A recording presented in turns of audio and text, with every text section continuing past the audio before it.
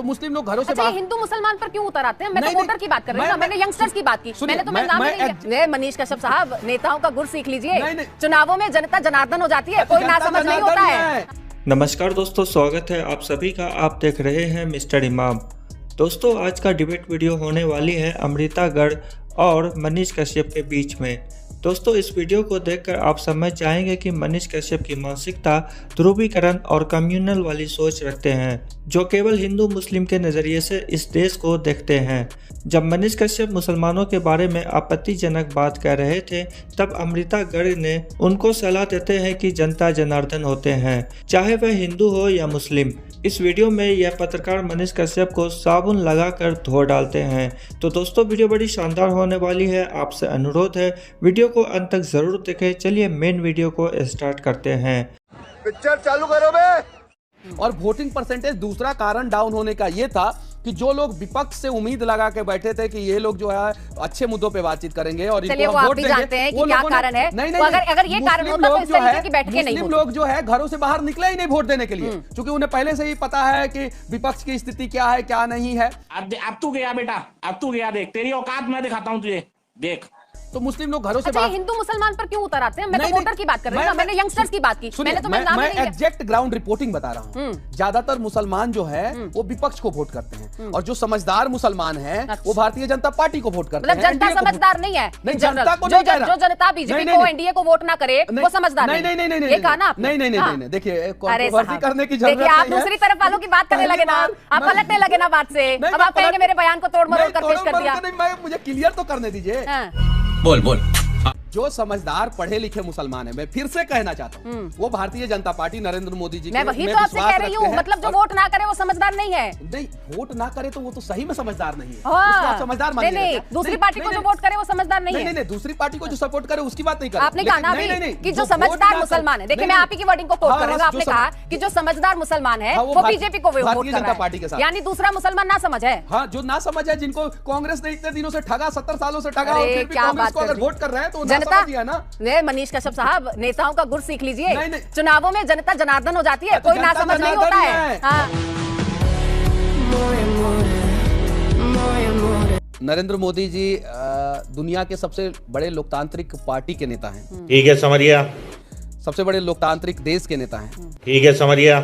सबसे लोकप्रिय पूरे दुनिया के नेता हैं और भारत के प्रधानमंत्री हैं। अरे कहना क्या चाहते हो?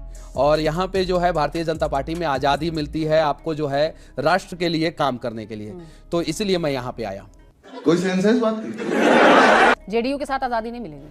मैं उन लोगों के बारे में नहीं सोचा। मैं उस पार्टी को जो वो तो आपके ज्यादा करीबी हैं, नहीं, बिहार से हैं। मैं उस पार्टी के बारे में कुछ नहीं सोच पाया। मैं उस पार्टी के बारे में सरकार में भी थे, सरकार के खिलाफ तो आप आवाज उठाते रहे। एकदम बिल्कुल उठाता रहा हूँ। तो फिर तो फिर क्या? तो एनडीए के पास क्या फिर वॉशिंग मशीन वाला सवाल आ जाता है कि एनडीए के साथ? आप बताइए ना कि एनडीए में कहाँ कौन सा वॉशिंग मशीन है? आप बताइए। बात तो ये गलत परसेप्शन है। एनडीए में जो है अच्छे लोग आते हैं, अपनी अच्छाइयों के साथ आते हैं। तो सरकार के खिलाफ तो आप आवाज उठाते थे। एकदम बिल्कुल। तो फिर अच्छे लोग कैसे हो गए?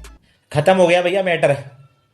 कैसे काम ना करे देश के लिए? अरे उस समय तेजस्वी जी और जदयू की सरकार थी ना बिहार में मैडम, जब मैं जेल गया था। तो जेडीयू में नीतीश बाबू नहीं थे? एकदम बिल्कुल थे। तो अब वो एनडीए में नहीं है क्या? अब सुधर गए हैं, एनडीए में आए हैं, नरेंद्र मोदी जी के साथ हैं। तो अच्छा काम कर रहे हैं। तो अच्छा काम कर रहे हैं। जहाँ गलत होगा वहाँ मनीष कश्यप को आप देखिएगा आवाज उठाते हुए। एकदम 100% मैं आपके कैमरे के सामने कह रहा हूँ। वो तो कह रहे थे कि हम कभी नहीं जाएंगे बीजेपी में, हमसे तो आप लिखवा दीजिए। हमसे जाके पूछिए ना, अभी मेरा 48 घंटा भी नहीं हुआ है और मेरे से जो मुख्यमंत्री नीतीश कुमार जी की बातें पूछे। मैं राजनीति में नहीं जाऊंगा। भैया क्यों मर गया? कोई को मत बुलाना। नहीं, मैं तो चल... घर पे चलो। कश्मीरी लोगों से मारपीट भी कुछ हुआ होगा? मारपीट नहीं हुई थी।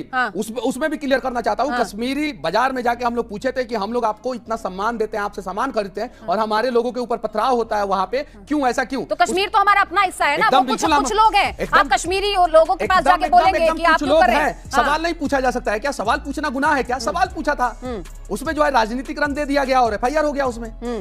ये चीजें है। सवाल पूछा गया, मारपीट अगर आप किसी निर्दोष से जाके सवाल पूछेंगे कि हम पर पत्थरबाजी क्यों हो रही है? नहीं, ये चीजें नहीं पूछा था मैंने। सुनिए, अगर मैं यही चीजें तो देखिए किसी के ऊपर बेवजह तलवार से हमला करना जायज नहीं है। अगर मैंने ऐसा किया है तो कोई वीडियो क्लिप तो आपके पास होना चाहिए ना। आप ही कबूल कर रहे हैं ना कि हुआ था। नहीं, बातचीत हुई थी। सवाल पूछे थे। सवाल क्यों नहीं? सवाल पूछना भी गलत है। सवाल मैं देश में एक अच्छा मैसेज देने के लिए मैंने पूछा था कि कश्मीर में हमारे देश के जवानों के ऊपर पत्थरबाजी होता है, आप लोग बताइए कि आप लोगों को हम लोग इज्जत देते हैं कि नहीं? तो उन लोगों ने बोला हाँ इज्जत देते हैं। आप लोग क्या होता है, भारत के नागरिक है, उनका अधिकार है इज्जत, उनको भीख में थोड़ी मिल रही है इज्जत। अरे सच्चाई आपको भी पता है कि उनका हक कश्मीरी है ना, पंडितों को कैसे, कोई खैरात में उनको इज्जत अरे नहीं दे रहा है। कश्मीरी पंडितों को कैसे कश्मीर से भगाया गया, क्यों नहीं उसके लिए अरे साहब, आपने एक दिन भी आवाज आप उठाया? पंडितों की बात क्यों कर रहे हैं? नहीं मैं आवाज नागरिक की उठाया बात कर रही आपने? हूं ना। पंडितों की बात नहीं कर रहा हूं, किसी के समान अधिकार की बात कर रही हूं। पंडितों की बात नहीं कर रहा हूं, कश्मीरी पंडितों की बात कर रहा हूं। मत भटकाइए आप। नहीं, मुद्दा नहीं भटका रहा हूं। आप किसी निर्दोष को जाकर सवाल नहीं कर सकते ना कि आपने कश्मीरी पंडितों को क्यों निकाला।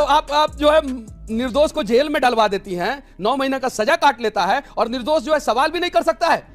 बेटा तुमसे ना हो पाएगा। बाकी इस वीडियो के बारे में आपकी क्या राय है कमेंट करके ज़रूर बताएं। ऐसी वीडियो और देखने के लिए हमारे YouTube चैनल को सब्सक्राइब करें। फिर मिलते हैं अगले वीडियो में, तब तक के लिए जय हिंद।